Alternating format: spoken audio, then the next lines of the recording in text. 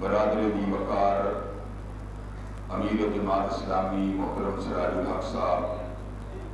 برادر عزیز ذکر اللہ مجاہد صاحب، دیگر دوست احباب جو اس وقت اسٹیج کے اوپر موجود ہیں، میں ان کے سامنے اس بات کو پورے شرح صدر کے ساتھ رکھ دینا چاہتا ہوں کہ ملک کی بہت سی ایسی جماعتیں ہیں جن کے اجتماعات میں جانا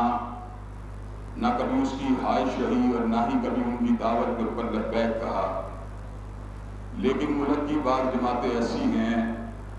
کہ جن کے اجتماعات میں جا کر کبھی اجنبیت، کبھی دوری اور کبھی غیریت کا احساس نہیں ہوا۔ جماعت اسلامی بھی انہی جماعتوں میں سر فہرست ہے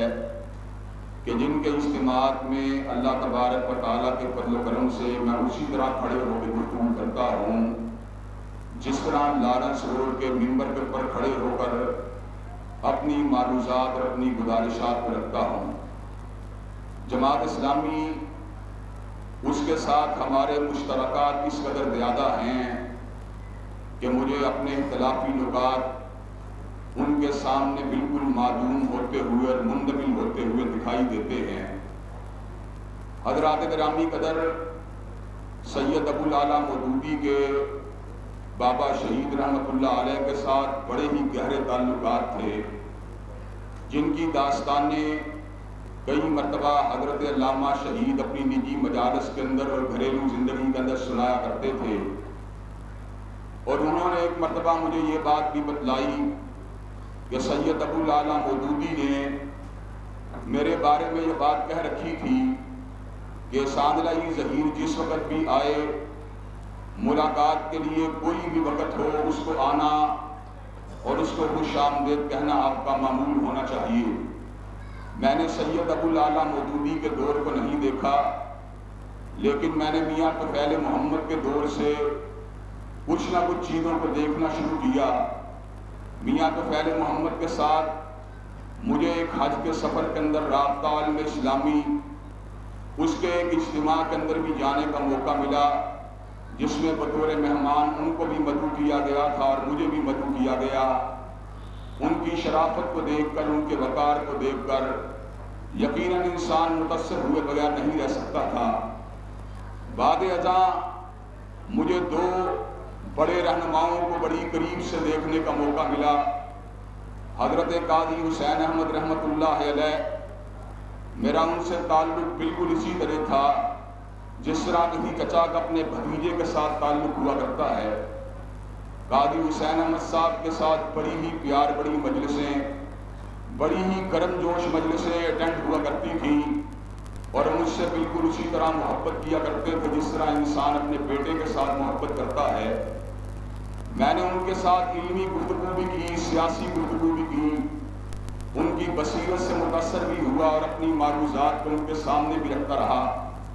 دار ارقم میں ہونے والی ایک تقریب میں حضرت قاضی حسین احمد نے میرا خطاب ختم ہونے کے بعد مجھے اس انداز سے مسکرا کے دیکھا کہ اس مسکراہٹ کی خوبصورتی اور اس کے نتیجے کے اندر جو مسرت بھرے احساسات میرے دل میں پیدا ہوئے، میں آج بھی ان احساسات کو اپنے دل میں امٹتا ہوا محسوس کر سکتا ہوں۔ حضرت قاضی حسین احمد کی رحلت یقیناً میرے لیے بہت بڑے سانحے کی خبر تھی، اور میں نے یوں محسوس کیا گویا کہ زمین کے اوپر پہاڑ کم ہو چکے ہیں اور گویا کہ آسمان نے اپنی چھتری کو پہلے کے مقابلے میں کم کر لیا ہے۔ بعد ازاں میں نے سید منور حسن کو بھی دیکھا، جن کو میں نے بالکل یکسو پایا، میں نے ان کے اندر کسی قسم کے نفاق کو نہیں پایا، اور میں نے سید منور حسن کو امیر جماعت اسلامی سے بڑھ کر غلبہ دین کے کارکن کی حیثیت سے دیکھا۔ وہ جو الفاظ کے موتیوں کی مالا کو چننے والا، وہ جو حرمت رسول اللہ کے پرچم کو اٹھانے والا، اور وہ جو اقامت دین کے نعرے کو لگانے والا، اور وہ جو اس مسئلے کے اندر نہ سیاست کے مد و جذر کو خاطر میں لانے والا، نہ اسٹیبلشمنٹ کی پیشانی کے اوپر پڑنے والے بھلوں کی پرواہ کرنے والا، اور مجھے حضرت سید منور حسن کا انداز دیکھ کر کبھی کبھار حضرت علامہ شہید کی وہ بات یاد آ جاتی ہے کہ جو انہوں نے کہا تھا جو اسلام سے محبت کرنے والے ہوتے ہیں ان کی نگاہ نہ حکمرانان وقت کی جبین نیاز پہ ہوتی ہے، نہ جرنیلوں کی وردیوں پہ ہوتی ہے، نہ ان کے سینے کے اوپر لگے ہوئے تمغوں پہ ہوتی ہے۔ نظر اگر ان کی کسی پہ ہوتی ہے تو یا رب کے قرآن پہ ہوتی ہے یا کملی والے کے فرمان پہ ہوتی ہے۔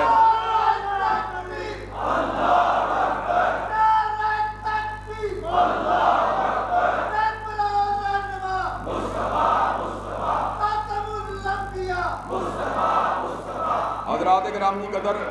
مجھے ابھی تک یاد ہے سید منور حسن صاحب دفاع پاکستان کونسل کے اجتماعات کے اندر بھی بڑے شان و شوکت کے ساتھ تشریف لایا کرتے تھے۔ ایک مرتبہ میری تقریر کو سن کے بڑا خوش ہوئے اور متبسم ہو کر یہ بات فرمانے لگے، ابتسام تیرا چینل مکے تے مدینے تو آ رہا ہے، مجھے ابھی تک ان کے الفاظ نہیں بھولتے۔ اور حضرات گرامی قدر، اور آج قاضی حسین احمد وہ ہمارے درمیان موجود نہیں ہیں، سید منور حسن ہمارے درمیان موجود نہیں ہیں، لیکن اللہ تبارک و تعالیٰ کے فضل و کرم سے حضرت قاضی حسین احمد کی روایات کے امین اور سید منور حسن کے بلبلوں کے ترجمان برادر سراج الحق آج بھی ہمارے درمیان موجود ہیں۔ اور حضرات گرامی قدر، گزشتہ کئی برسوں کے دوران اللہ تبارک و تعالیٰ کے فضل و کرم سے میں برادر دی وقار کے ایک ڈائریکشن کو دیکھ رہا ہوں، ان کی سمت کو دیکھ رہا ہوں، ان کی نہج کو دیکھ رہا ہوں۔ بڑی بڑی مذہبی جماعتیں اسٹیبلشمنٹ کا اعلی کار بن کے قومی اسمبلی اور سینٹ کے اندر پہنچنے کی تیاریاں کر رہی، اور بڑی بڑی جماعتیں سیاسی جماعتوں کی حلیف بن کر اقتدار کے ایوانوں کے اندر پہنچنے کا راستہ تلاش کرنے والی، لیکن برادر سراج الحق کی نگاہ اقتدار کے چور دروازوں پہ نہیں ہوتی، بلکہ برادر سراج الحق کی نگاہ اگر ہوتی ہے تو نظام مصطفیٰ کی عملداری پہ ہوتی ہے اور اقامت دین کی ترجمانی پہ ہوتی ہے۔ حضرات گرامی قدر،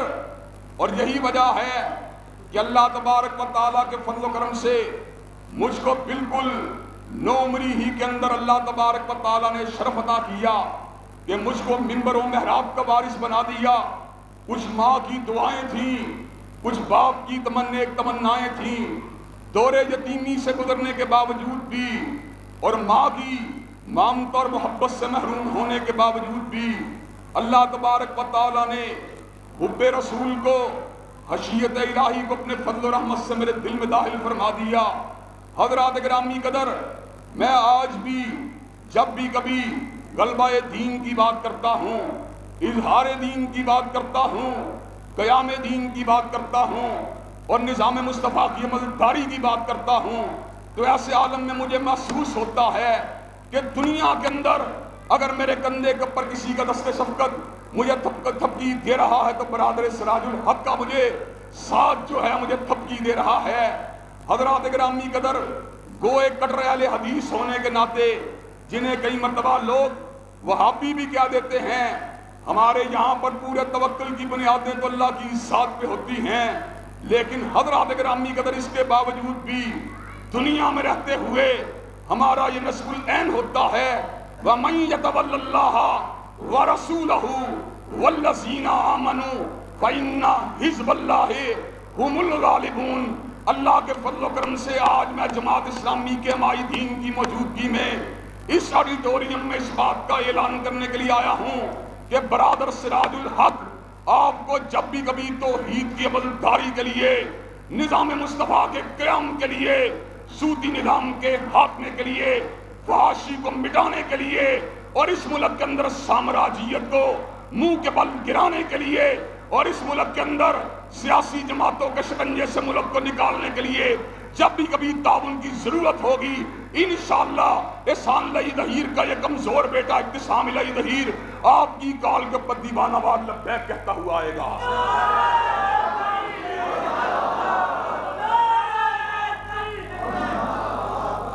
ہم دامے در میں سہنے قدمیں انشاءاللہ مسلم لیگ کے سرمایہ کو نہیں دیکھیں گے اور عمران خان جیسے فتنے کی حمایت میں نکلنے والے بھٹکے ہوئے نوجوانوں کو نہیں دیکھیں گے، بلکہ ہم انشاءاللہ اس ملک میں انقلاب لا کے چھوڑیں گے. حضرت رسول اللہ کا انقلاب، صدیق کی صداقت کا انقلاب، فاروق کی عدالت کا انقلاب، ذی النورین کی صحابت کا انقلاب، علی المرتضیٰ کی شجاعت کا انقلاب. کیا آپ یہ کام کرنے کے لیے تیار ہیں؟ انشاءاللہ